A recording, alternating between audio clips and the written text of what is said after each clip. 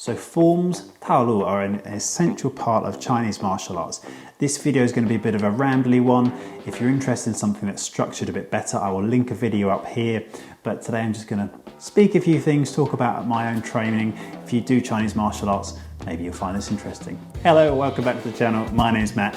If you're new here, this is a channel about Chinese martial arts. So I thought I'd just turn the camera on, have a bit of a chat about Chinese martial arts. See, we've all had the pandemic. I'm filming this in 2021. The pandemic is still continuing. One of the benefits I found of Chinese martial arts is I haven't had to stop training. Obviously, I haven't been able to hit people and have people hitting me and react and do applications on other humans throughout this entire time.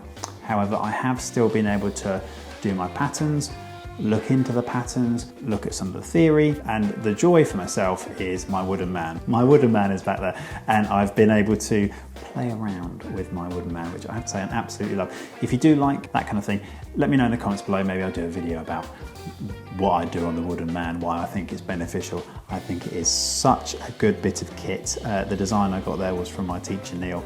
It's not the sort of standard Wing Chun type dummy. It moves, there's a lot I can do on it, and because of that I've been practicing some of the throws, obviously not trying to ruin my nice floor in here, but I've been practicing entry on throws, practicing some of the applications for different movements, particularly my Shuang Yang. One thing I've been doing in my practice is looking at the theory. There's something David Ross mentioned on one of his David Ross put stuff online. If you haven't watched the video I did about his book, it's good. I'll link it up there. But he mentioned turns of the hands and locks and things like that. And because of that kind of stuff, let me just show you. So this has been, I don't know if you can see this with the camera. This sometimes I write stuff on here. Sometimes it's new techniques. I work out new applications for different bits in the form. Sometimes it's all other manner of stuff. But at the minute, this is what I have on my wall while I'm training. Every turn of the hands is a lock, every turn of the feet is a throw. And I've been using that in particular in relation to my Shuang Yang. So that's the type of Chinese martial arts I do. I did a video about that ages ago. It's a bit of a rambly video, probably a bit like this one. I'll link that up there as well. Every turn of the hands is a lock, every turn of the feet is a throw, is something that I've been looking into whilst I've been doing my form. And it's something that I think is probably a good idea for anyone doing traditional Chinese martial arts. Now, one thing I will say is those statements aren't true. They sound good, but they're not strictly true. However, they are broadly true. There are lots of applications where that is the case. And the fact that it's not true in every example isn't a problem, but it's enough to make you question, and that's the joy of forms. It's just a syllabus, an encyclopedia of techniques. It's not like someone throws a punch at you and then you start your form and do every technique in that form, and then at the end they're dead and you're the victor. It's just a series of techniques. So you could actually just have a book listing each technique and practice them on their own, drill them, focus on entries into that technique. If that technique goes wrong, which way you're going to go after there? That's something Master Lin, who I train with in China. He's incredible, where sometimes we'll be asking him about a particular technique. Often, in dog boxing, there's lots of takedowns and binding and things. He would do a takedown, and because of the way that we've fallen, he will then go and do a different technique, because the one that we're asking him about, we've fallen in a different way, and so that technique doesn't quite apply because of the turn of the hips, the position of the feet, whatever. And so he'll do something else. And initially, it was kind of one of those things of, well, I'm asking you about a different technique. Why are you doing that one? But of course, it's because he knows from going, well, this is the entry, that's the result, I'll do that. This is the result, I'll do that. You could focus on each technique in the art. You don't need the patterns, you could just do them on their own. It would be easy to forget techniques though, wouldn't it? So that's why we have the forms, the patterns to go through, and it's like this record of them.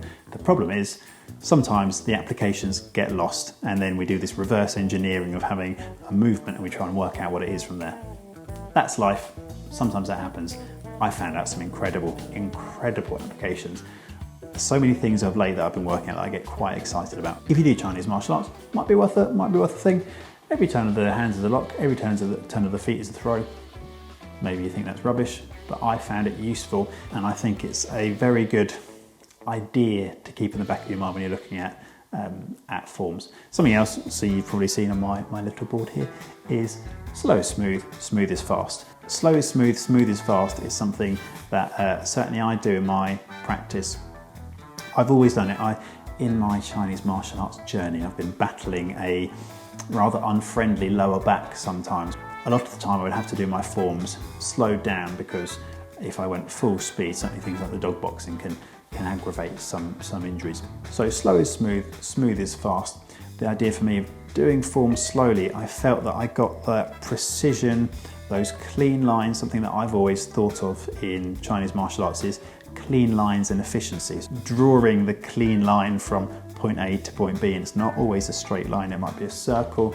By doing it slowly, you can practice that precision in the movement. It is also a really good way to get that sort of the neurological pathways of each movement as to where your elbow should be, the extension.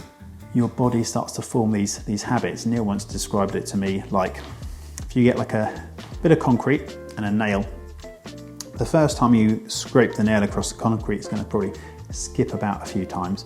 If you do it again, it probably might start to follow, but probably skip about again.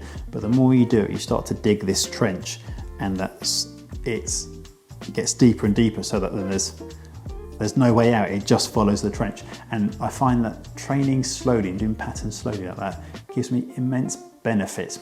The thing is, you also, as a fighting art, have to get out of first gear. You don't want to plod. There is rhythm, there's all these other things going on. So that is the other side of it. You want to have that precision, but at the same time, you need to wake up in terms of the fighting aspect. The pandemic is continuing. Things in the UK are looking pretty good at the minute, so I'm hoping soon we can start doing some fighting. Chinese martial arts isn't just about waving your hands around at the end of the day. We get these health benefits. In the internal arts, we have all manner of meditative benefits, but the purpose of all of it was to have a bit of a scrap. And ideally have a scrap with your mates and smile at the end of it. Anyway, so that's some waffling, some chat on Chinese martial arts. I just thought I would share some of my thoughts that I'm doing at the minute. I hope you're all safe and well. I hope you're enjoying your training. If this is the kind of channel you enjoy, do me a favor and hit subscribe. I've just got over 100 subscribers. Hopefully I'll be looking back in a few years' time going, oh, I remember I only had 100 subscribers. So any subs would be great. If you like this video, hit like. I'll link another one on the screen. Thanks for watching. See you in the next one.